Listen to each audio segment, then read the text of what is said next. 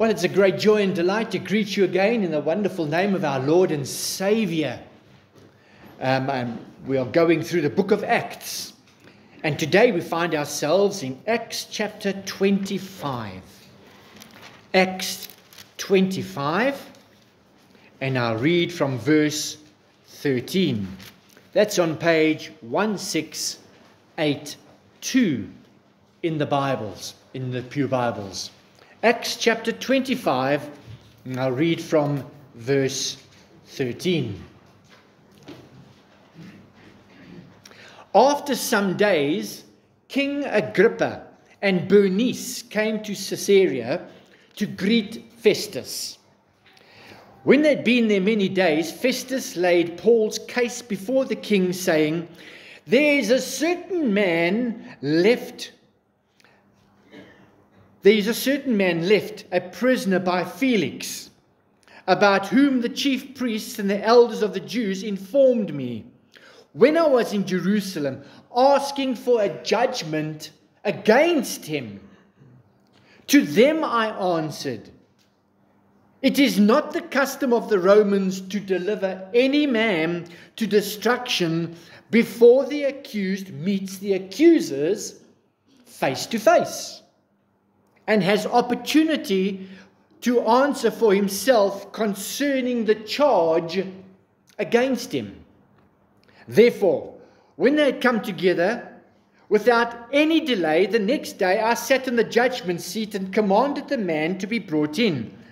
When the accusers stood up, they brought no accusation against him of such things as I supposed, but had some questions against him about their own religion and about a certain man, Jesus, who had died, who Paul affirmed to be alive. And because I was uncertain of some questions, I asked whether he was willing to go to Jerusalem and there be judged concerning these matters. But when Paul appealed to be reserved for the decision of Augustus, I commanded him to be kept till I could send him to Caesar. Then Agrippa said to Festus, I also would like to hear the man myself. Tomorrow, he said, you shall go hear him. So the next day, when Agrippa and Bernice had come with great pomp and had entered the auditorium with the commanders and the prominent men of the city at Festus's command, Paul was brought in. And Festus said, King Agrippa and all the men who are here present with us, you see this man about whom the whole assembly of the Jews petitioned me, both at Jerusalem and here, crying out that he was not fit to live any longer. But when I found he had committed nothing deserving of death, that he himself had appealed to Augustus, I decided to send him. I have nothing certain to write to my Lord concerning him. Therefore, I have brought him out before you, and especially before you, King Agrippa, so that after the examination has taken place, I may have something to write. For it seems to me unreasonable to send a prisoner and not to specify the charges against him. Now, what's going on here? Paul is being shunted from pillar to post.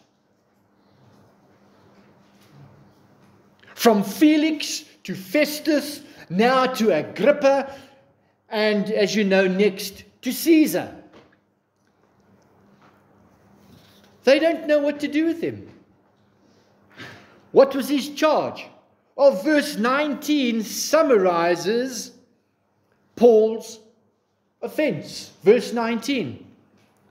It was about a certain Jesus who had died, who Paul affirmed to be alive. Well, the Amplified Bible translates verse 19 as such. It says, Paul kept asserting over and over to be alive. This assertion that Christ rose from the dead burned in Paul's heart. He couldn't keep his mouth shut. Question: is there a burning in you that makes you assert over and over that Christ is alive? Let me put it another way. Is this burning in you only on Sundays? Or every day? Paul's burning is the very heart of the problem that the Jews had with the early church. And this burning had to do with the fact that he claimed that Christ was alive, Christ's resurrection. This is the foundation of the gospel. Then and surely must continue to be today. Paul's testimony, which he kept going on over and over, was perfumed with the wondrous, beautiful scent, the mystery of Christ's resurrection. When Jesus was buried, the Pharisees remembered Jesus saying that he would rise in 3 days. They did not like that. They feared his followers would steal the body and claim that he had risen. So they secured the tomb with soldiers around the clock. And if the disciples came and stole the body, those soldiers would pay for derelict of duty with their lives. This was no joke. You don't play around. They didn't anticipate that he would really rise from the dead. They thought his disciples might steal the body and claim he did. And this would make the Pharisees look stupid. When the news got out that Jesus had risen, that the tomb was found empty, the chief priests and Pharisees bribed those Roman soldiers to lie and spread a false story and say, his disciples came during the night and stole him away while we were asleep. Can you believe it? Jesus foretold his resurrection over and over again. By God's grace, we've come to understand that the resurrection of Jesus Christ is the absolute cornerstone of the Christian faith, because it fulfills Christ's power and victory over sin and death. And it proves Christ's divinity. He's not some ordinary man. Apostle Paul was very clear about this. Paul had encountered this living Christ a few times. I don't know of anybody in this room that has encountered the living Christ face to face. John MacArthur, I've said this a few times in one of his sermons, says this one well-known TV evangelist said that he was in his bathroom shaving, and Jesus walked into the bathroom while he was shaving, and Jesus put his arm around him and spoke to him. And John MacArthur closed the conversation. He says, I wonder when Jesus walked into the bathroom, did he carry on shaving? You know, this false, fictitious lack of fear of this living Christ. What did Paul do? He fell on his face. Well, Paul had encountered the living Christ a few times. In 1 Corinthians 9 verse 1, he said, have I not seen our Lord? And by keeping on it, this disturbed the Jews. What was his basis of truth? He told them the truth. I experienced the living Christ. And this truth underpins our Christian hope, even today. It promises future resurrection and provides spiritual power, making it central in all Christian preaching and our belief. We are not called to prove the resurrection. We are called to share our faith based on the undisputed testimony given by Paul, even today, and rest in that. The Bible says it, I believe it, and that settles it. And this is a surprising offense. It's hard to believe. It's hard to believe then. If it was then, how hard is it for skeptics today? Yes, this is the cornerstone of our faith. Consider this. If the reality of Christ's resurrection arrests your conscience, if it arrests your conscience and burns in your heart, I want to warn you, dear friends, you will never be the same again. The Apostle Paul emphasized that never being the same. Without the resurrection, Christian preaching and faith are futile.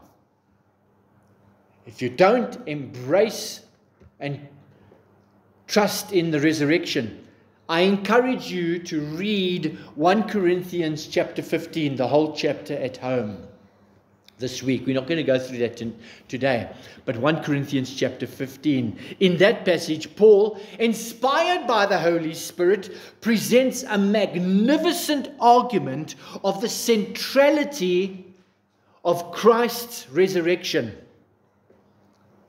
Now, why did Christ's resurrection offend the Jews? What was the nature of this burning that was so offensive? Here are just a few quick reasons. One, and they are still relevant today. It is a fulfillment of prophecy. Jesus predicted his own death and his resurrection, and he proved that his claims are true. Two, he had a victory. His resurrection was a victory over sin and death. Christ's resurrection demonstrates that he is who he said he is. He, as God in the flesh, triumphed over the grave. He alone, this nothing from Nazareth, this man born in suspicious circumstances, his mother a virgin. Yeah, right.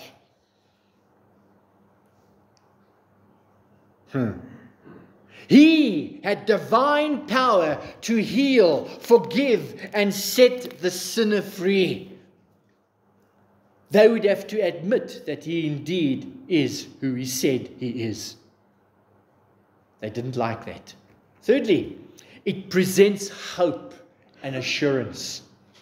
It assures believers of their own future resurrection and eternal life, making their current struggles meaningful.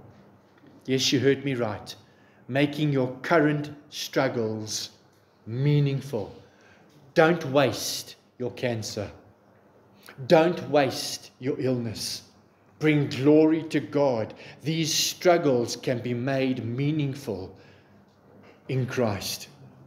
Lastly, his resurrection is proof of his deity. The empty tomb and post-resurrection appearances, he appeared to over 500 people. In a court of law, there's enough evidence to prove it than there is in the Battle of Waterloo.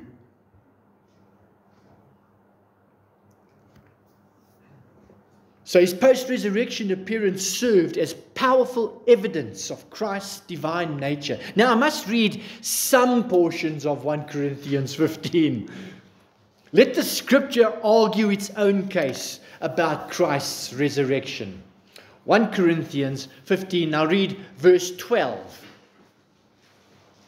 And yeah, he's talking about Christ dying, Christ rising again from the dead.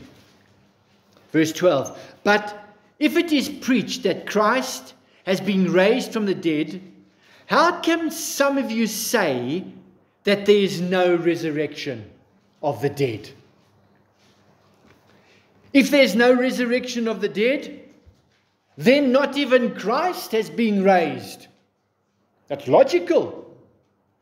And if Christ is not being raised, our preaching is useless, and so is your faith.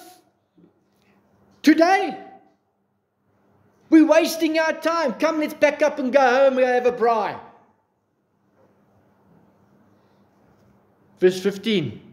More than that, we are then found to be false witnesses about God. For we have testified about God that he raised Christ from the dead. But he did not raise him if in fact the dead are not raised.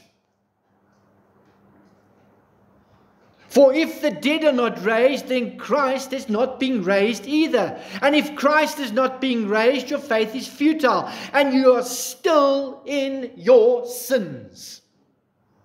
It is Christ's resurrection is vitally important.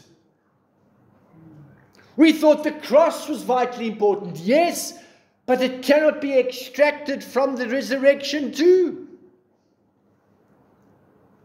Verse 57. But thanks be to God. He gives us the victory through our Lord Jesus Christ. Therefore, my dear brothers and sisters, stand firm. Let nothing move you. Always give yourselves fully to the work of the Lord, because you know that your labor in the Lord is not in vain. Amen. Isn't that encouraging? When that reality burns in us, we do not live in hopelessness and gloom and despair and doubt. If the living resurrected Christ does not live in your heart, I tell you, trying to be a Christian without that truth will be empty and futile. It's like sitting at a table with so much wonderful food, yet you choose not to eat and internalize the nourishment that the food provides and be strengthened. You rather just look at it. Christ's resurrection is just like this too. We don't only confess it. Oh, look at it there. I'm confessing it. Look, there's the eggs, and there's the chicken, and there's the beef, and the so on. I'm trying to think of what I'm going to have for lunch. What we're having for lunch today. We don't only confess it, we possess it. This fact stirs our passion. It stirs our zeal. It stirs our enthusiasm, our appreciation. Oh, brethren, it stirs our worship, our giving of ourselves. It will demand our total sacrifice of everything we have. Nothing we have is ours. Not even the breath in your lungs. Embracing this, possessing this, will feed our labor of love. In Matthew 28, verse 16, Matthew 28, verse 16. The risen Christ, at this stage, in Matthew 28, verse 16, he had arisen and he had shown himself to a lot of people.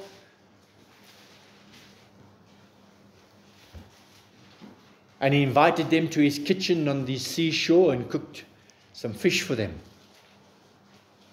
You know, wonderful. I'd love to have tasted his fish. Well, in verse 16 it says this to the frightened disciples. And when they saw him, they fell down and worshipped him. But some doubted. Verse 18. Jesus approached and, breaking the silence, said to them, all authority, all power of rule in heaven and on earth has been given to me. Did you notice that? This resurrection has empowered Christ to build his church with all authority. He doesn't ask for our permission. It is with that authority that we now do, as verse 19 says, go then and make disciples of all nations, baptizing them in the name of the Father and of the Son and of the Holy Spirit, teaching them to observe everything that I have commanded you. And behold, I am with you all the days, perpetually, uniformly, on every occasion, to the very close and consummation of the age. Do you see what was happening with Paul? Paul kept asserting over and over that Christ is alive.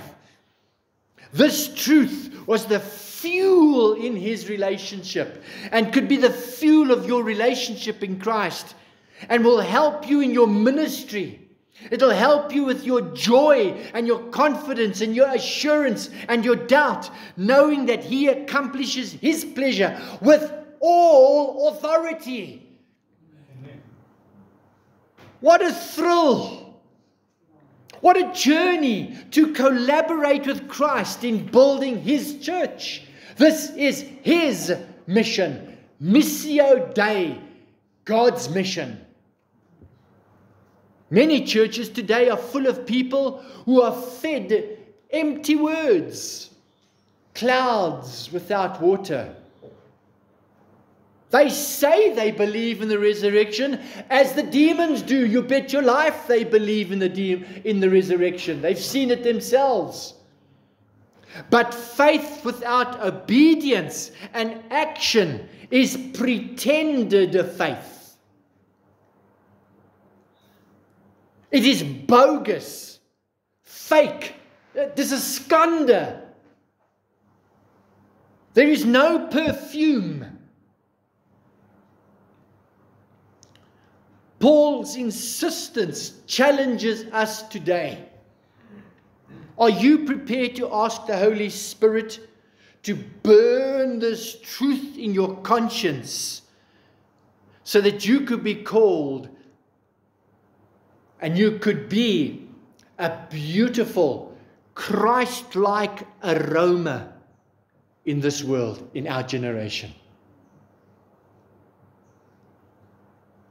Yielding to the Holy Spirit would stir an urgency in you, challenging you to lay down your plans, your desires, your ambitions, everything you think best about yourself, and commit yourself to be equipped to teach others to observe everything that Christ has commanded you. To share the hope that is in you. To share the hope that is living in you. Well, to share your testimony of what Christ has done in your heart. I'm not asking you to win theological arguments. I'm asking you to prepare an answer. Write it down. For the conversations you will have when you get back to the office.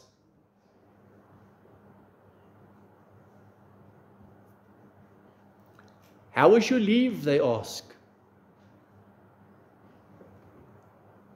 Can you see the open door?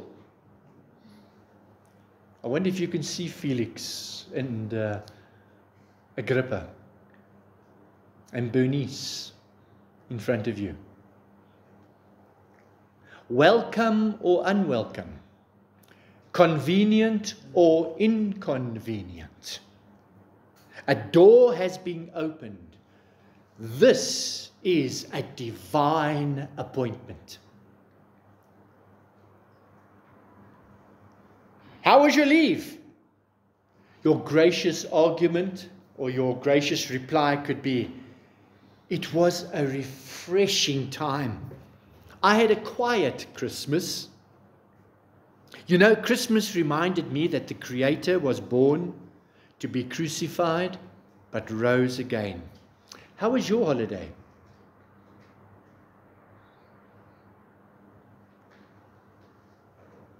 I encourage you to pray for that person when you walk away from that conversation. Perhaps they'll come back to you and ask more.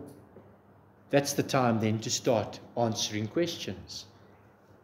May the Holy Spirit take that truth and cut to their conscience and convict them. Did you notice you had a few seconds?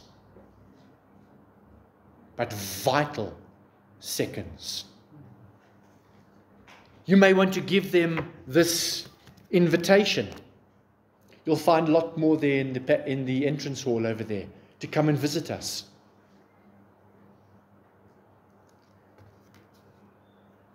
Paul was faced with the same challenge. Are you constantly professing this truth? Because like Paul, the resurrection possesses you?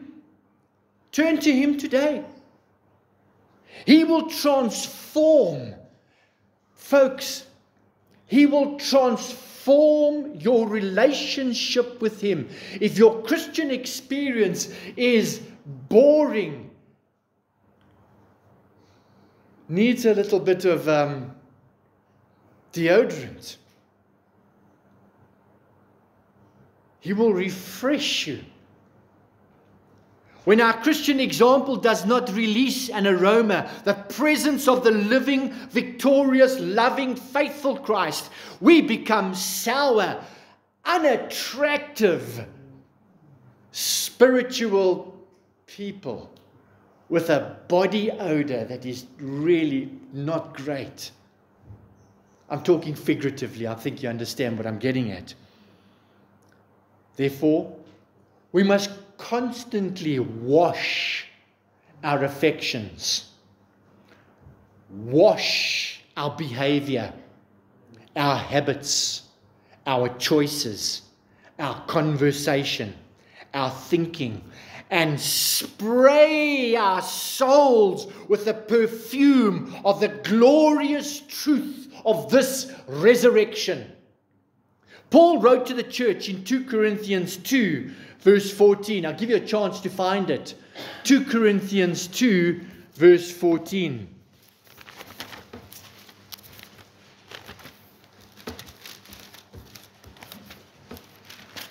It's on page 1766. 2 Corinthians 2, verse 14.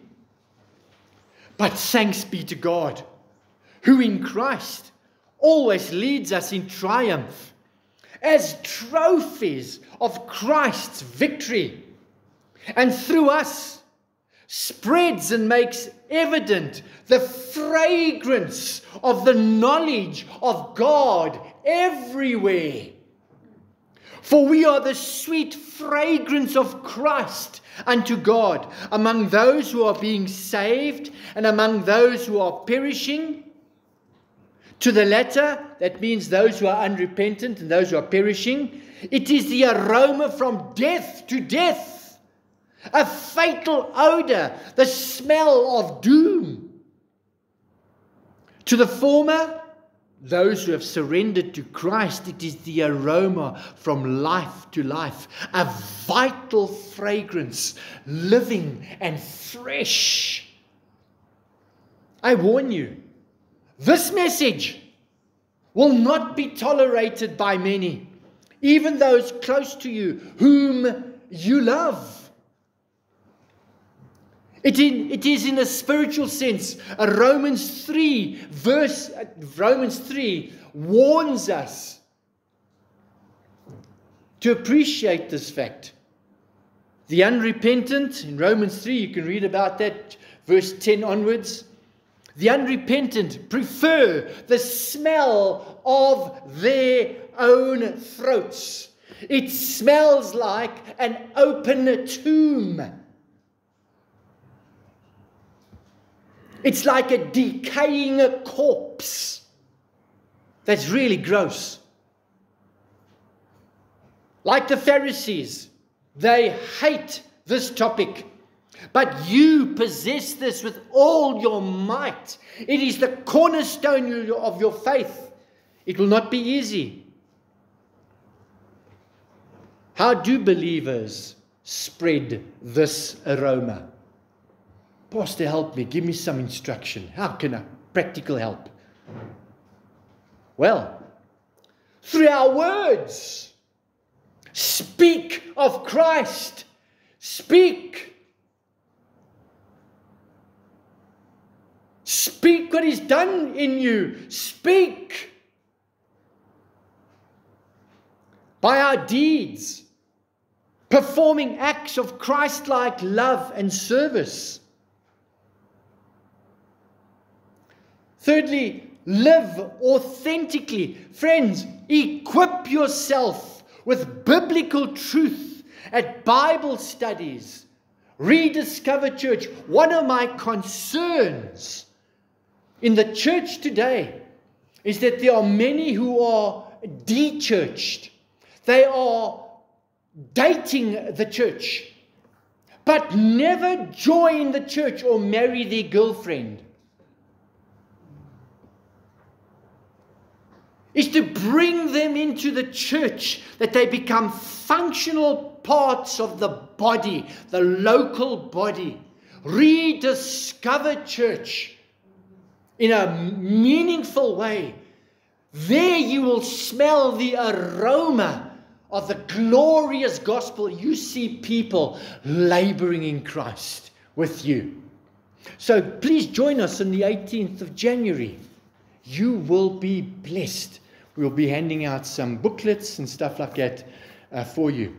A deeper knowledge of Christ produces a sweeter aroma. Sin covers it up, while walking in the Spirit just releases it.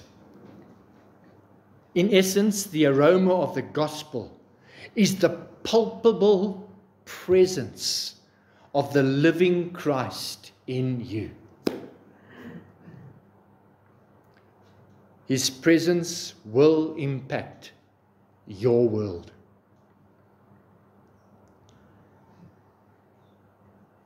So live it. Spreading this aroma involves living an orderly, Christ-like life in all relationships, in your family and your work. Have you thought of finding an authentic friend in Christ? Or are you a lone wolf? Just me and my wife and my husband and I. We shop. I respectfully say to you, that's not enough. Someone to pray with you. A man to man, the three of you.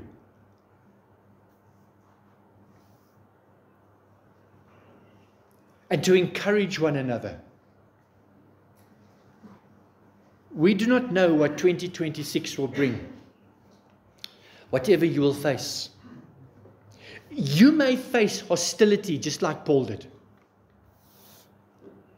But as he did you notice in previous verses, Festus and Felix allowed the church to visit Paul in prison?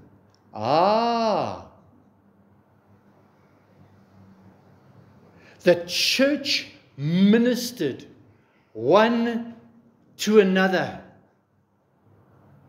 and encouraged one another. The church is not looking for perfect people. The church is made up of imperfect people walking together in Christ. This is what we call the ecclesia, the assembly, the church, the called out ones. And those are just the Greek words to substantiate the necessity of being in a church. And he calls elders under shepherds to shepherd the church under Christ. These are all biblical truths. I want to encourage you to draw near to Christians this year. Yes, you heard me right. To draw near to Christians this year. It is by this love, one for another, that the world will know. May I respectfully translate that the world will smell that we are his disciples. Again, what is burning in you? Anything at all?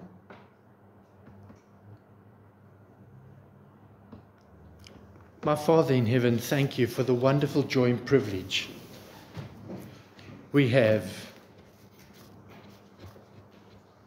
to be the temple of the Holy Spirit, to be the residence of the living Christ, and even God the Father represented in us, the Trinity, which we do not understand, living in us. Oh Lord, thank you for this. It's just too much for our finite brains to absorb. I pray, oh Lord, that this truth would explode in meaning, explode in expression in our lives. For your name's sake, be glorified amongst us, that we might produce much fruit, and you are honored. Amen.